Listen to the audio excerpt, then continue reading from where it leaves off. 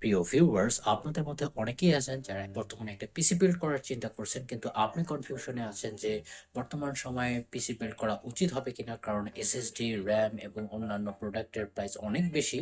তো এই ভিডিওটা আপনার জন্য একটা ইন্টারেস্টিং ভিডিও হতে পারে, কারণ আমি কথা বলবো বা আমি ট্রাই করব যে কত কমে, যেহেতু আপনাদেরকে পিসি বিল্ড করা লাগবে, হোক সেটা গেমিং এর জন্য অথবা কাজের জন্য। তাই আমি চিন্তা করলাম এমন একটা ভিডিও নিয়ে আসা যায় যেখানে আমরা কথা বলবো বা বিল্ড করার চেষ্টা করব যাতে কম দামে, কম বাজেটে থেকেও একটা ডিসেন্ট মানের পিসি বিল্ড করতে পারেন। আর অবশ্যই এটা DDR5 রিলেটেড হবে না, DDR4, অর্থাৎ আপনারা একটু পুরাতন জেনারেশনের দিকে যেতে চলেছেন। এটা শুধুমাত্র যে আমাদের দেশের সিনারিও তা কিন্তু না, আমরা যদি অন্যান্য দেশের কথাও বলি, অনেক পপুলার সিপিইউ গুলো আবার রিপপুলার হচ্ছে। লাইক দুই এক জেনারেশনের Ryzen 7 বা Core i7 বা Core i5, এই ধরনের সিপিইউ গুলো অবশ্যই কিন্তু পপুলার হচ্ছে বিকজ অফ DDR4 র্যামের একটু অ্যাফোর্ডেবিলিটি। আর কথা না বাড়িয়ে স্ক্রিনে যাওয়া যাক, যাতে আপনার জন্য একটা ভালো মানের পিসি বিল্ড করতে পারি। আর এখানে এখানে কিন্তু কিছু পিক অ্যান্ড চুজের ব্যাপার হবে, কারণ আমরা যে শুধুমাত্র AMD কে প্রেফার করব তা কিন্তু না, ইন্টেলকেও এখানে প্রাধান্য দেওয়া হবে। তো শুরু করা যাক। অলরাইট, তো আমরা চলে এসেছি স্ক্রিনে। তো চলুন বিল্ড করা যাক। আর আমি বাংলাদেশের কয়েকটা রেপুটেটেড সেলার এবং তাদের নিজস্ব পিসি বিল্ড অপশন থেকে আমি বিল্ড করার চেষ্টা করব।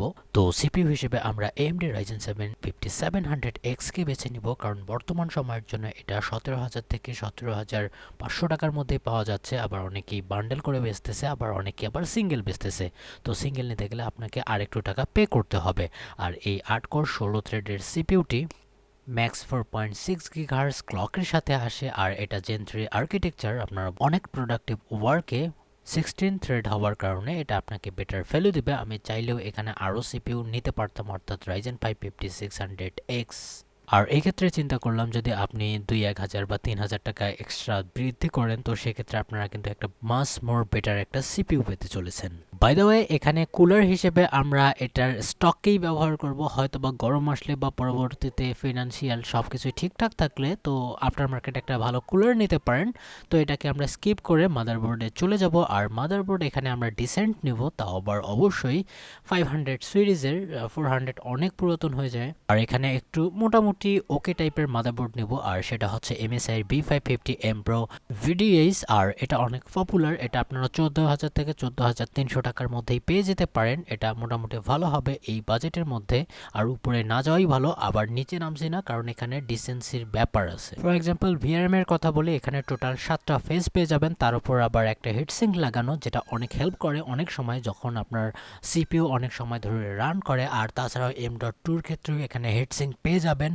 আর MSIর এই সিরিজটার রিলায়েবিলিটি এবং এর রেপুটেশন অনেক গুড। যদি PCI জেনের কথা বলি, এটা 4ই থাকছে। আর আপনারা চাইলেও এখানে SSDর জন্য জেন 4 SSDও চালাতে পারবেন টপটাতে।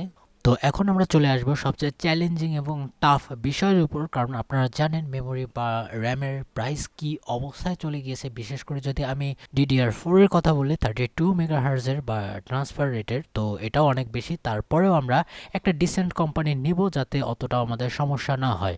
অর্থাৎ এইগুলো আপনারা বুঝে নিন যে ছোটোখাটো কোম্পানির কাজ না, যে ডাইগুলো বা কন্ট্রোলারগুলো বানায় আর ওখান থেকে সোর্স করে চাইনিজ বা অন্যান্য কোম্পানিগুলো এগুলো বানিয়ে থাকে। অর্থাৎ অতটাও সমস্যা হবে না, যদিও এখানে আপনাদেরকে সিচুয়েশন বুঝতে হবে। তো সেক্ষেত্রে আপনারা এলিমেটার AM-D4S আপনারা ব্যবহার করতে পারেন। 8GB 32 CL16 হচ্ছে এর ক্যাশ।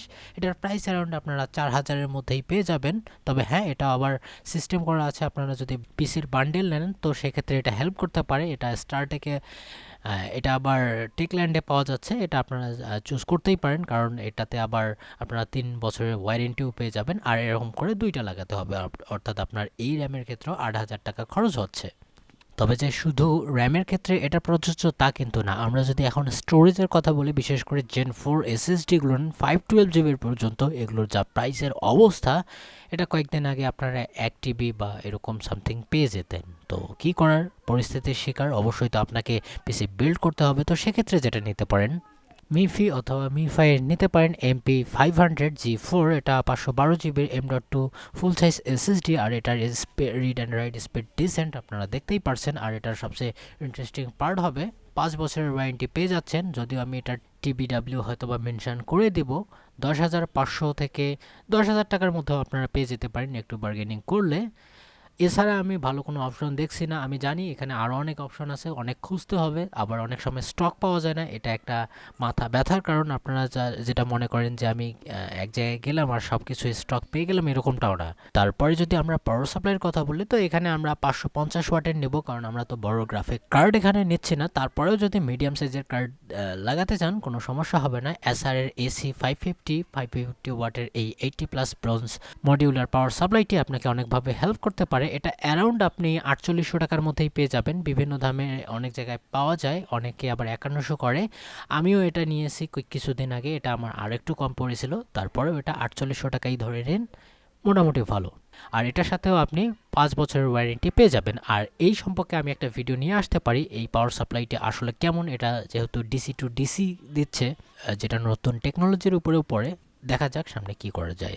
কেস আপনার পছন্দ অনুযায়ী নিতে পারেন, যেটা আমি অ্যাজ ইউজুয়ালি বলে আসি। তারপরেও আমার একটা সাজেশন থাকবে, ক্যামডিয়াসের অরা GC11 উড মিড টাওয়ার কেসটি নিতে পারেন। আর এটা আসলেই খুব সুন্দর দেখায় আর ফাঙ্কি লুক থেকে অনেকটাই বেটার মনে হয়।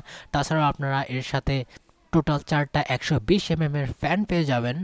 বাকিটা আপনারা স্পেক পরে নিতে পারেন। অ্যান্ড যদি গ্রাফিক কার্ডের কথা বলি, তো অবশ্যই আপনারা RTX এর নতুন জেনারেশনের দিকেই যাবেন। আর সেক্ষেত্রে আপনারা মানলি নেবুলা নামে RTX 5060 8GB G7 নিতে পারেন। এটা 43 থেকে 44 হাজার টাকার মধ্যে আপনারা পেতে পারেন। যদিও এটা নতুন বা আনকমন শোনালেও কোম্পানি ঠিকঠাকই আছে, অর্থাৎ তারা সোজা বাংলায় জেনুইন কার্ডই বানাচ্ছে। আর তার সাথে আপনি পেয়ে যাচ্ছেন 3 বছরের ওয়ারেন্টি, অ্যাজ ইউজুয়ালি যারা দিয়ে থাকে আর কি, জোটাক বাদে। আর এটারই প্রাইস আমি সবচেয়ে কম দেখলাম। আর এটার মেইন কারণ হচ্ছে তাদের মার্কেটিং। কম প্রাইস দিয়ে মোটামুটি ভালো ভ্যালু দিয়ে মার্কেটের জায়গা করে নিতে চায়। আর এটা আপনার জন্য অতটাও খারাপ হবে না। তো ওভারঅল আমরা এখানে হিসাব করে দেখলাম প্রায় 1 লাখ টাকার মতো এখানেই বিল্ডে লেগে গেল, অর্থাৎ অনেক কম্পোনেন্টের দাম বেশি। ইভেন আমি শুধুমাত্র যে র্যাম এবং এসএসডির কথা বলবো তা কিন্তু না, এখানে আমাদের সিপিইউ থেকে শুরু করে মাদারবোর্ড, গ্রাফিক কার্ড সবগুলোরই কিন্তু প্রাইস অনেকটা বৃদ্ধি পেয়েছে। যদিও ওই দুইটার মতো এতটা পাইনি, তারপরে অনেকটা পেয়েছে। তো এরকম যদি আমরা পিসি বিল্ড করি, তো আসলে কীরকম পারফরমেন্স দিবে, আমি আগেও অনেকবার বলেছি এবং আবারও বলছি, এটা আপনারা ডিসেন্ট মানের গেমিং করতে পারবেন। যদিও এখানে 8GB র্যামের লিমিটেশনটা আছে, তারপরেও নতুন টাইটেলগুলো আপনারা ইজিলি খেলতে পারেন 1080pতে। ইভেন আপনি 1440pতেও অনেক গেমস এনজয় করতে পারেন। আর তাছাড়াও DLSS 4.5 এর সাপোর্ট যেহেতু এসেই গেছে, তো এখানে আরেকটা ফায়দা পেয়ে যাচ্ছেন।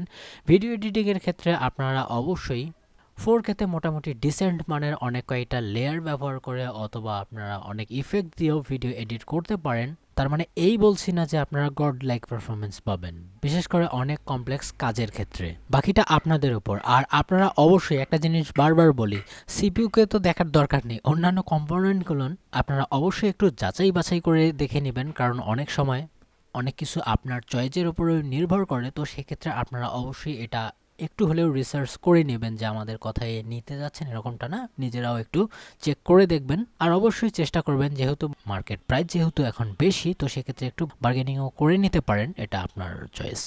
আই হোপ যে ভিডিওটি আপনাকে ভালো লেগেছে। যদি লেগে থাকে অবশ্যই লাইক দিতে পারেন। আর অবশ্যই আপনারা সেকেন্ড পার্টের জন্য ওয়েট করবেন।